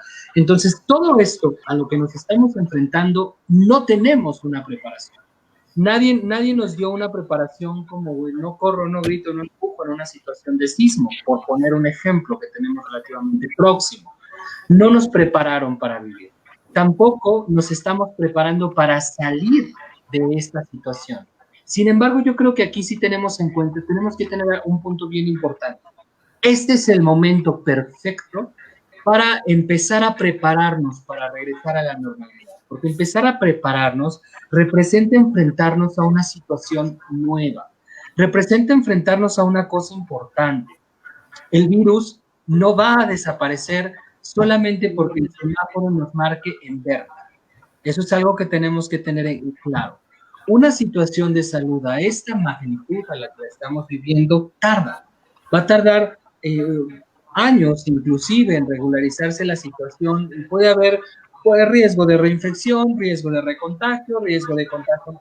Nos vamos a enfrentar a que la realidad a la que vamos a llegar no es la misma de la que nos retiramos hace unos meses. Y la misma sensación que tenemos de miedo de acercarnos, de que alguien se nos pueda acercar o de que alguien nos vuelva a asaltar, por ejemplo, es una asociación un poco de lo que pasa con el síndrome de la cabaña. El síndrome de la cabaña tiene que ver con este miedo que nos queda a regresar a la normalidad. ¿Cómo podemos enfrentar estas actividades tomando conciencia de nuestros hábitos? Hay que tener en cuenta que hay hábitos que tienen que transformarse. Hay hábitos que tienen que cambiar. Hay conductas que quizá antes no eran de riesgo. Hay conductas que quizá anteriormente no representaban un conflicto, pero que ahora sí tengo que empezar a prestarle atención. Yo creo que, como lo dije inclusive las primeras semanas, dentro de las primeras transmisiones que tuvimos, nadie nos preparó, pero ya estamos viviendo. Nadie nos está preparando para salir, pero ya lo vamos a vivir. Entonces, lo que tenemos que hacer en este momento es empezar a resignificar qué pasó en este proceso. Y eso es justamente el tema que se había trabajado al respecto de la evolución anteriormente, ¿no? Si este proceso de entrar al COVID me representó una evolución en algún aspecto, entonces yo tengo que prepararme para darme cuenta que va a haber momentos donde cuando salga a la vida real, a la vida pública, pues me va a dar miedo subirme a un transporte público, voy a sentir cierto pánico a entrar a ciertos espacios, pero tengo que prepararme. ¿Y cómo me preparo a estas situaciones? Al menos dentro de las primeras etapas y las primeras fases de retorno a la realidad, tomando las medidas de precaución adecuadas, seguir con el uso de los cubrebocas, seguir con la distancia, seguir con saludos no tan cercanos. Sé que es difícil, como bien lo decía Williams, porque nos estamos enfrentando a que somos una cultura tradicionalmente cálida. Pongo un ejemplo risible. No conocemos a alguien, pero ya lo estamos saludando de beso y de abrazo, ya lo invitamos a la casa, ya nos tomamos 3, 4, 5 cervezas, y no sabemos quién es, pero ya forma parte de nuestra cercanía. Entonces, así de cálidos somos, así de cálidos vivimos en nuestro contexto sociocultural. ¿Qué tenemos que hacer? Pues darnos cuenta que esta situación de estrés va a estar presente. Vamos a estar viviendo esta situación de estrés constantemente.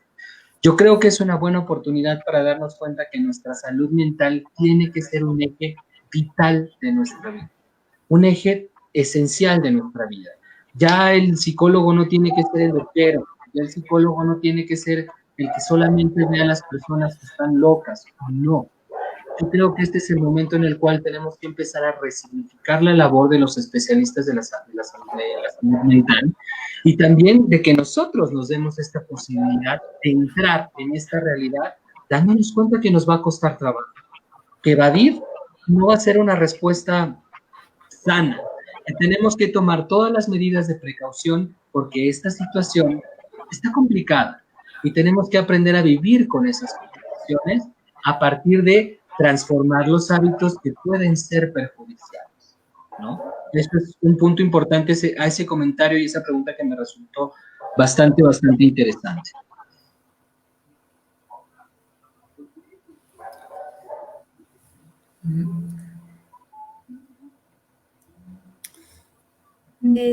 Isis, yo que, bueno, retomando el tema que dice Víctor, es muy cierto esta parte que dice de que somos una sociedad cálida. Incluso Rosalba Ross nos acaba de comentar esta situación, ¿no? Del duelo, de la pérdida y de la cuestión de que pues tenemos apego, ¿no?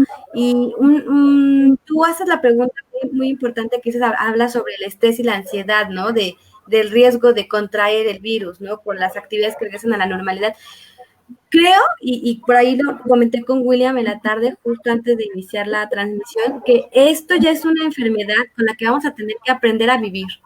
Definitivamente es una cuestión que sí nos va a costar trabajo, sí, pero tenemos que aprender a vivir con ella. Desafortunadamente no estamos preparados para esta situación, por lo mismo que tenemos ciertos apegos, y no hablo apego personal hacia una persona, sino apego a todo, incluso a una situación, ¿no? A mí me causa mucha risa esta situación también, y lo veía o lo veo con los docentes. Vi un post por ahí que hablaba acerca de una docente que es docente de ¿cómo se llama?, de primaria, sexto de primaria, y tiene un apego hacia su grupo, ¿no? Y ella le daba mucha tristeza al no poder ver cómo se van a graduar sus chiquitos, ¿no? Que ahorita están saliendo y que van a la secundaria y ya no ver sus caritas. Entonces, eso es parte ¿no? de empezar a vivir.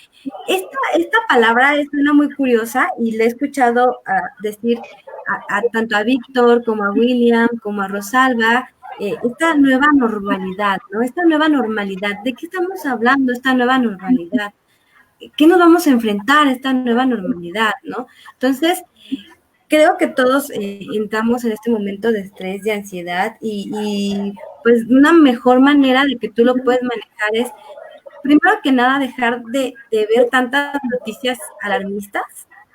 Posteriormente, empezar a preguntarte estas dos sabias preguntas que Ross nos hace para reflexionarnos, que es, ¿qué me ha dejado el COVID? ¿Qué me ha brindado y qué se ha llevado? Si por ahí no me equivoco, eran las dos preguntas importantes. Creo que es muy bueno que de pronto intentemos, ¿qué me quitó y qué me ha dejado?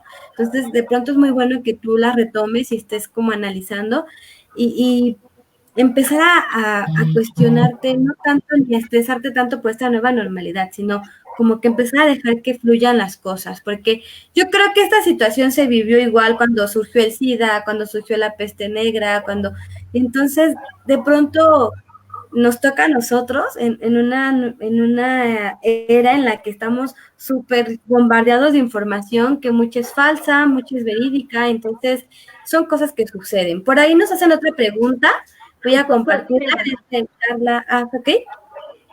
¿Puedo intervenir tantito para Adelante. contestarle un poquito a Isis, verdad? ¿Sí? Así es. Sí. Hola, Isis. A mí me gustaría compartirte los individuos mejor adaptados son los que van a sobrevivir, van a adaptarse. Entonces, sí es importante. Recordemos que por ahí en la teoría de la evolución de las especies, Darwin decía, ¿no? ¿Quién iba a sobrevivir? El que mejor se adaptara. Entonces, esto es una situación que nos tiene que dejar el COVID. Al inicio decía, tiempo de coronacrisis o de evolución. En esta crisis, ¿qué quiero sacar? El evento positivo o el negativo. Entonces, es bueno, por eso yo planteaba esta pregunta, ¿no? ¿Qué me dejó de bueno tal vez el COVID? Esta resignificación. Tendrías que ser, yo soy un individuo que me tengo que adaptar, ¿no? Ante esta crisis de salud y no solamente de salud. Porque la adaptación va a ser un proceso de selección natural, recuérdenlo, chicos.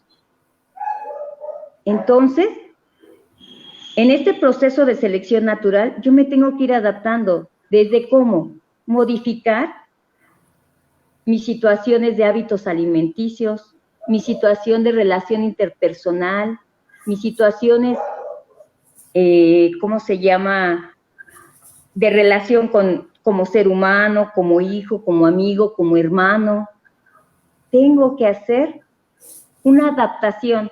¿Cómo me conduzco en la calle? Dice Víctor, conciencia, ¿no? Hacer conciencia de que si yo tengo medidas de prevención, medidas de precaución, no me voy a contagiar, porque soy un ser humano consciente, un ser humano respetuoso. Si te cuido a ti, me cuido a mí. Empecemos a ver al otro. Te cuido, y si te cuido a ti, me cuido yo. Entonces, esto es lo que tenemos que hacer, Isis, para no generarme en la angustia de que me puedo contagiar, es crear conciencia a nivel masivo, en estas masas, hacerles conciencia. A veces, aunque tengamos noticias masivas de guarda tu distancia, de no salgas si no es necesario, a veces no basta. Tengo que salir, tengo que hacer actividades, el confinamiento me está generando más problemas, bueno, voy a salir con responsabilidad. Entonces, es adaptarme para sobrevivir y evolucionar, porque entonces, por selección natural, va a vivir la gente que sea más fuerte. Pues nada más, Isis. Por aquí tenemos otra pregunta, la voy a compartir y quien guste, yo creo que va directa para Ros. Dice, buenas noches, yo quisiera saber cómo sobreponerme a una pérdida sin que afecte tu ánimo, ya que en este momento no puedes entristecerse, ya que pueden bajar tus defensas. ¿Cómo sobrevivir a esto? Nos dice Carla Nájera. A ver, dice, buenas noches, yo quisiera saber cómo sobreponerme a una pérdida sin que afecte esto mi estado de ánimo, ya que en este momento no puedes entristecerte, ya que puede bajar tus defensas. ¿Y qué más dice? Y cómo sobrevivir a esto. La tristeza es propia de la humanidad. No puedes coartarte no tenerlo. Aquí es, no puedo evitar tenerlo. Es parte del proceso de mi despedida, de mi duelo. Aquí es, ¿en qué cantidad lo quiero tener? ¿Quiero sentirme siempre triste? Esa es una decisión personal. o quiero moverme, ¿no? Darle un sentido, ¿no? Algo que yo siempre les comparto en terapia a mis pacientes, yo decía, si tú buscas un por qué se fue, por qué me dejó, por qué murió, no van a haber respuestas que llenen. Pero si modifico mi pregunta y digo, ¿para qué se fue? ¿Para qué vivo esto? ¿Para qué? Puedo resignificar. Es válido. Debes de vivir también dentro de este proceso de duelo. Sin embargo, aquí ya estás haciendo conciencia. No puedo estar sumergida tanto tiempo en un periodo de tristeza. ¿Por qué? Porque tiene que ver también con mi integridad, con mi salud. No puedes coartarte, hay emociones que las tienes que vivir. Aquí es no sumergirme tanto en ellas. ¿Por qué? Porque precisamente puedo afectar mi salud. Pero sí es necesario que las vivas. No sé si alguno de mis compañeros quieran ahondar en esto, quieran aportar algo.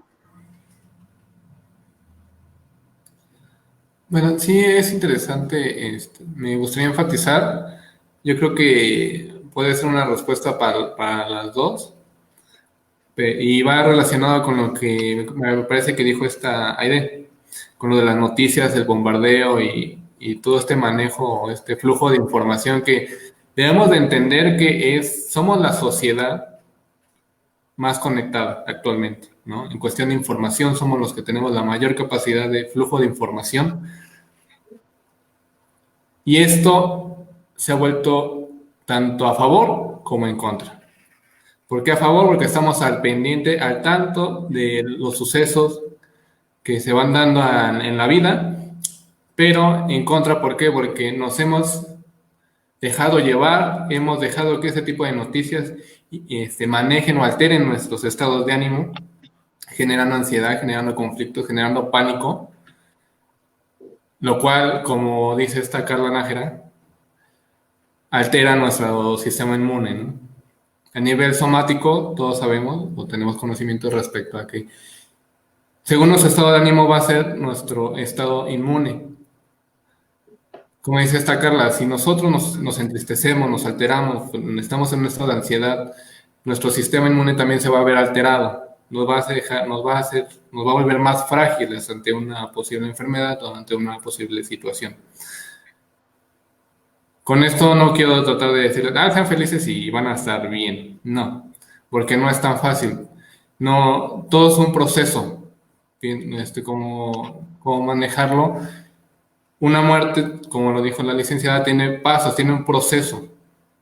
Que cada individuo tiene su tiempo para manejarlo. ¿Sí? Eso no quiere decir que todo el tiempo vamos a estar siendo alterados por este proceso. Todos tenemos que darnos un tiempo, un espacio para ir manejando estas situaciones, ¿no? Con eso no trato de decir no lloren, no se conflictúen, porque en momentos no es que no queramos, sino es que se da, ¿no? O que lo sentimos y es natural porque somos personas, somos humanos y por eso tenemos emociones. Pero sí lo más recomendable es buscar a un grupo de apoyo, a una persona que te apoye para poder manejar de una forma más adecuada esta situación y poder sacarla a flote, ¿no? ¿Por qué? Porque si continuamos o si tenemos algún familiar que esté internado o alguna persona cercana que lamentablemente perdió la vida, sí es necesario que se hable, que se busque una persona para desahogarse, para manejar la situación y poder ir mejorando o ir procesando el luto, ¿no? Para ahora sí que continuar en nuestra normalidad, por así decirlo, una normalidad actual, la que está pasando, porque hay personas, digo, yo no sé cómo le hagan los médicos que ven a muchas personas que mueren lamentablemente, que pierden la vida, incluso compañeros de su área médica que pierden la vida, y es un pánico, o por lo menos yo creo que sentirían un pánico increíble, pero al mismo tiempo esa responsabilidad moral de decir no puedo abandonar, porque si yo abandono, ¿quién va a ver por esas personas, no? Entonces, es el hecho de ir manejando las situaciones, ir autorregulándonos y al mismo tiempo buscar un círculo de apoyo para continuar con nuestras actividades. Perfecto, la autorregulación. Claro, yo ahí nada más quisiera sumar una cosa importante que digo, va de la mano con todo esto, el reconocimiento de que somos seres humanos. O sea, tenemos que partir del hecho de que soy un ser humano, soy un ser sensible, soy un ser que está atravesando por un proceso difícil, que está atravesando por un proceso doloroso, que está atravesando por algo que quizá en este momento no sé cómo manejarlo, o no sé si yo dejo que toda mi tristeza aflore, eso va a afectar mi estado de salud y por lo tanto mis defensas, y por lo tanto voy a estar más expuesto a estas situaciones. Se convierten en un hilo, también en un hilo de suposiciones que ya nos están haciendo sentir antes de que las situaciones pasen. Yo ya estoy generando suposiciones que me están anticipando el sufrimiento, y eso también afecta a nuestras defensas. Ese es un punto que tenemos que tener muy claro. Pero si yo parto del hecho de aceptar que soy un ser humano sensible, y parto del hecho de aceptar que mis emociones son importantes, que de hecho mis emociones son el motor también de mi salud física. Durante mucho tiempo hemos relegado la cuestión emocional, hemos relegado la cuestión psíquica a vaya al psicólogo y vamos a ver si trata el estrés y vamos a ver si eso más o menos le ayuda. Lo hemos relegado a un segundo plano. La salud mental es tan o incluso más importante de atender a nivel también de la prevención de enfermedades o del tratamiento de enfermedades. Yo tengo que tener la conciencia clara de que soy un ser sensible.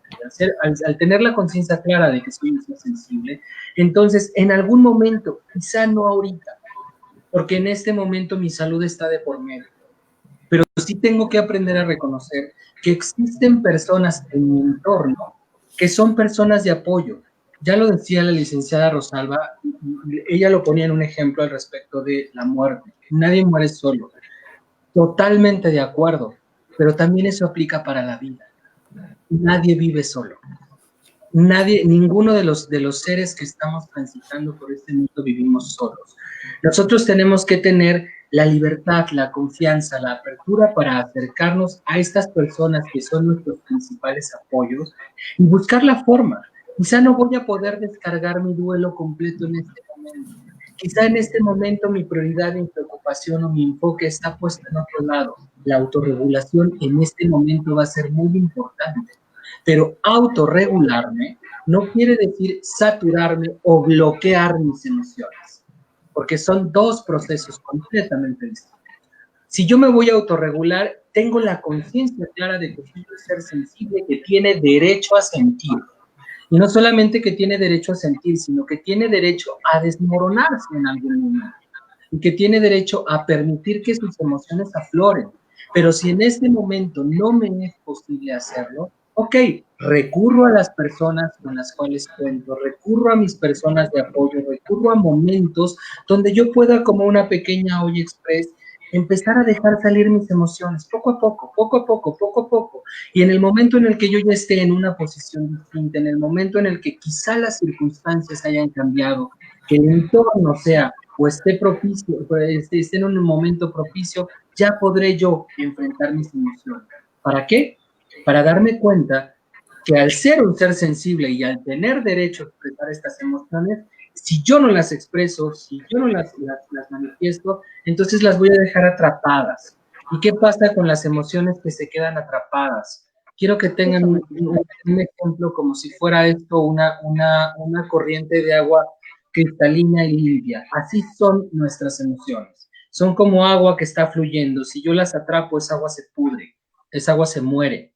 Esa agua ya no permite, ya no desarrolla más. Mis emociones quedan atrapadas y al final yo estoy quedándome con elementos que me van a conflictuar más a la larga.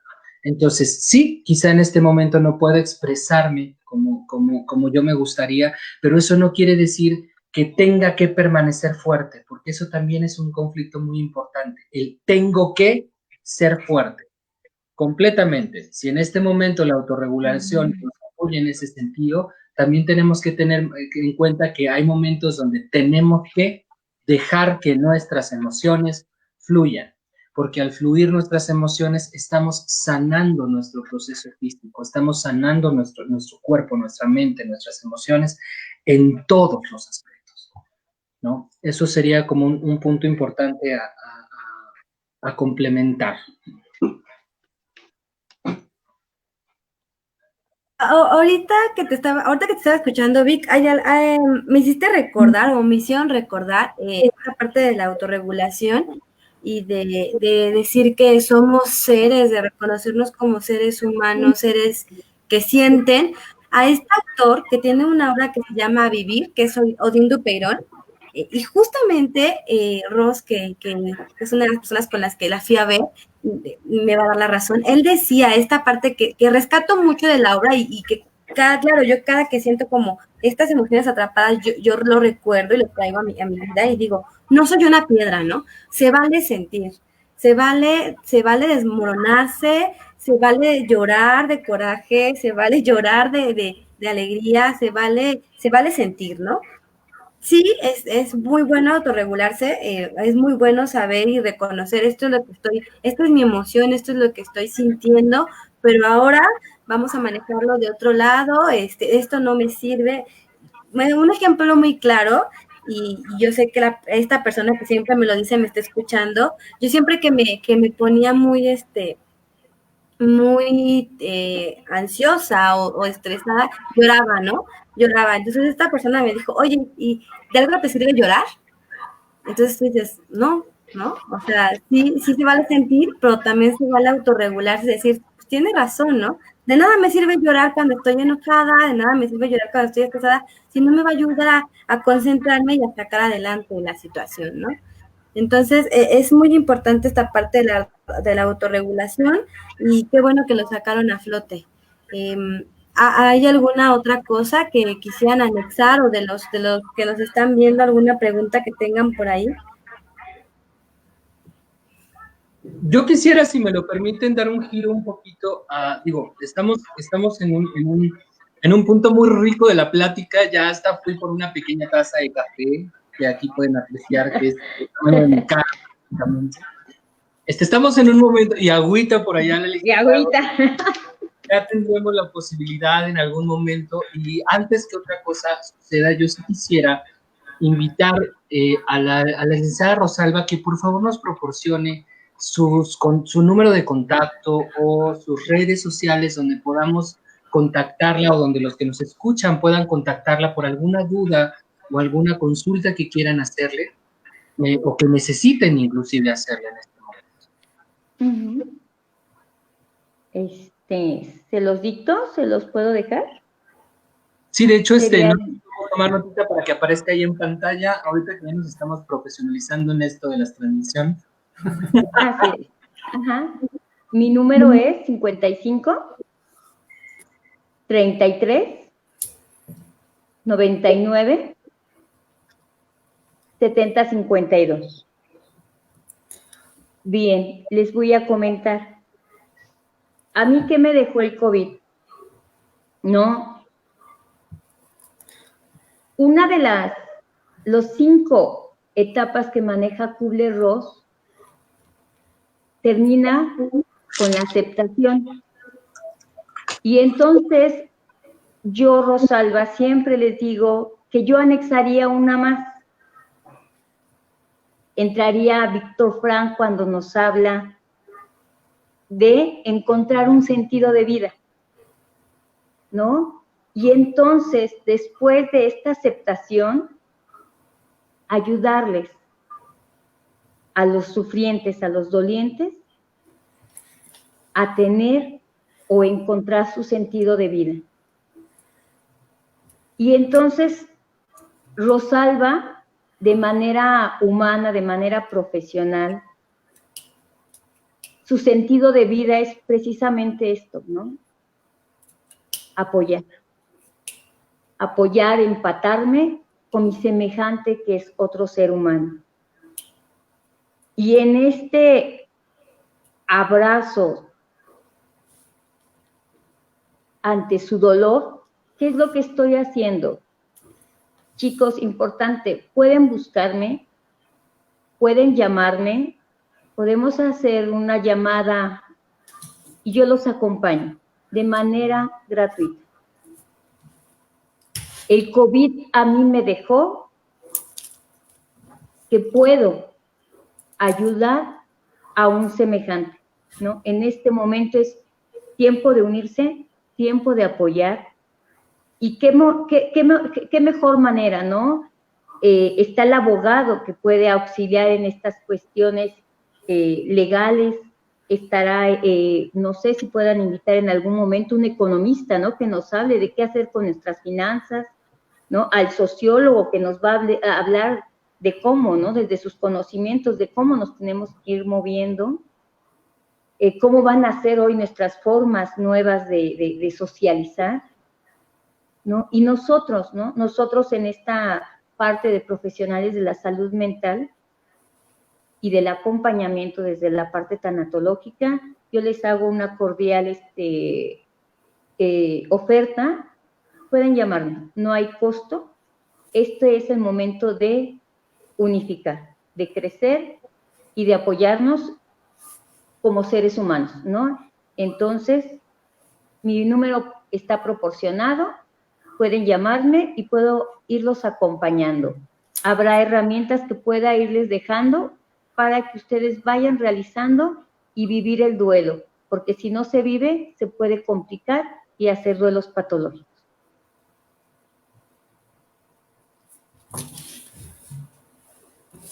Así es. Pues en verdad, licenciada, yo quiero queremos agradecerle a nombre de lo que son los consultorios Fénix de Atención Psicológica, por en verdad, este gran apoyo, el hecho de poder brindar un soporte, de poder brindar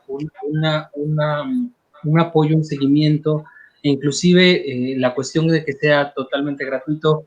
Créame que ese es justamente el ejemplo que necesitamos tener al respecto del seguimiento como profesionales de la salud mental, ¿no? El hecho de tener en cuenta que en estos momentos estamos en situaciones de crisis, que en estos momentos estamos en situaciones donde lo que tiene que resurgir y tiene que brillar bastante es la humanidad que tenemos, el compartir, el ser bastante humanos en este aspecto, empezar a desarrollar otro tipo de características, ¿no? Y pues, lamentable, como todo lo bueno, creo que tiene que terminar. Y este día ya nos aventamos 2 horas en esta transmisión. Sí. Eso me da mucho gusto. Ya insisto, ya nos estamos profesionalizando. Chicos, ¿quieren comentar, licenciada, quieren comentar algo a nivel de cierre? ¿Puedo, Víctor? Adelante, adelante. Si gusta, me oferto precisamente, si me pudiesen invitar a otra sesión con ustedes. Habrá gente que no pueda tener incluso el recurso económico para llamarme, ¿no? Porque también hay que pensarlo. ¿Qué podría yo hacer? Incluso si ustedes me pueden invitar a otra sesión, darle estas herramientas, ¿no? Habrá gente que sí nos puede escuchar, nos pueda seguir y darle unos tips, tanototips, ¿no? De qué es lo que puedo hacer, ¿no? Decirles, obviamente no se puede vivir la despedida, hacer el proceso del novenario, ¿no? Estas redes sociales, esta actualidad, esta tecnología nos puede ayudar a hacer que un velorio virtual, ¿no? Una carta de despedida, un libro, ¿no? Hace unos días me entero de una noticia de un profesor muy querido, formador de mi profesión, y entonces pues empezó a postear en su red, en su página, la pérdida, ¿no? Y te das cuenta de cómo los mismos alumnos suben, ¿no? Y esto también ayuda, les puede dar alguna herramienta para ir viendo, ir despidiendo, ir afrontando este proceso de la pérdida y elaborar su duelo. Entonces, pues yo soy materia dispuesta, si ustedes me pueden invitar y pues podría yo apoyar en alguna otra plática, chicos. No, pues ahora sé que es más que bienvenida. ¿no? Es más que aceptada su petición, ¿no? Sería de ponernos de acuerdo y hacer una dinámica, una actividad para las personas. Y también espero que las personas que nos estén viendo participen, digan qué tipo de situaciones tienen o qué les gustaría saber, qué tipo de problemáticas se les puede ayudar, y con gusto se puede hacer una plática para revisar esos temas, ¿no? Sí, ya sería la plática así como tanatotips, ¿no? Y entonces ellos podrían seguir esos tips de aquellos que no logren contactarme. Claro, pues yo, mire, nada más para que se dé una idea, yo era invitado y ya estoy aquí como colado. Yo empecé como invitado, así que si no se cuida, ya vamos a hacer 4 después y después más y más y más y más. Entonces, Bienvenidos, ¿verdad? Sí. Bienvenidos a todos. La idea principal que surge es de dos locos que de repente ven la necesidad de las personas por querer saber más de la psicología, por saber cómo contestar estas inquietudes que de repente surgen y bueno, pues seguimos haciendo estas transmisiones. Muchas gracias a la gente que nos apoya. Gracias, Ros, por el tiempo. Gracias, en verdad, por estar. Gracias a todos los que nos están viendo y gracias, Vic, por unirte a esta locura de estos dos locos aquí presentes. Hombre, no, yo al contrario, muchas gracias porque yo ya empecé igual, por eso le digo, licenciada, al ratito pues ya vamos a ser más locos en esta locura, y eso es padre, de eso se trata. Y yo sí quisiera, sobre todo, en verdad, cerrar con un mensaje al respecto de este tema. Lo que está acabando con muchas personas, lo que está llevando a muchas personas a enfrentarse a este proceso, tanto de la muerte como tal, como de esta pérdida del estrés, de la vida, es el miedo. Es el miedo a muchas situaciones, el miedo a lo desconocido, el miedo a lo que viene. Es necesario que nos empecemos a preparar al respecto y que vayamos entendiendo nuestra propia mortalidad. Que entendamos que no somos seres eternos, que entendamos que tenemos momentos importantes de los cuales tenemos que estarnos preparando y que los profesionistas y los profesionales al respecto de la materia, como son la licenciada Rosalba, que nos habla de esta forma tan natural, tan amena, tan clara al respecto de lo que son los procesos de la muerte como tal, cómo se da toda esta necesidad del entendimiento del duelo, nos invita a darnos cuenta que la muerte forma parte de la vida y que es un proceso que en algún momento vamos a ir enfrentando, nos confronta con nuestra propia mortalidad. Y de eso justamente es de lo que se trata, ¿no? Yo nuevamente le agradezco infinitamente, licenciada Rosalba, por estar con nosotros, y yo les agradezco infinitamente a Aide y a Williams por la invitación inicialmente a formar parte de... Ahorita, pues bueno, ya estamos en este proceso y de eso se trata. Yo los felicito en verdad por hacer este tipo de situaciones, por hacer este tipo de pláticas, por crear estos espacios, sobre todo porque creo que en este momento son absoluta y totalmente necesarios. Y con las tecnologías y con los recursos que tenemos, pues son más que posibles. Yo los felicito inmensamente a los dos. Gracias, Tania. Gracias, oigan, un William, paréntesis también. Quiero agradecer de nueva cuenta a la persona que nos ayudó con esta herramienta para profesionalizar más la transmisión. En verdad, demasiadas muchas gracias. Nos facilitaste la vida y seguimos, Gracias. Un aplauso acá lejos del micrófono para que no se sature. Un fuerte aplauso porque si no seguiríamos todavía intentando conectarnos a estas alturas de la noche. Entonces, gracias. Cuídense mucho, muchas gracias. Hay muchas cosas que también quisiéramos seguir hablando, pero ya es tarde. Nos veremos en la siguiente sesión. Dejen sus comentarios, gracias. Muchas gracias, chicos. Gracias por incluirme. Es un honor.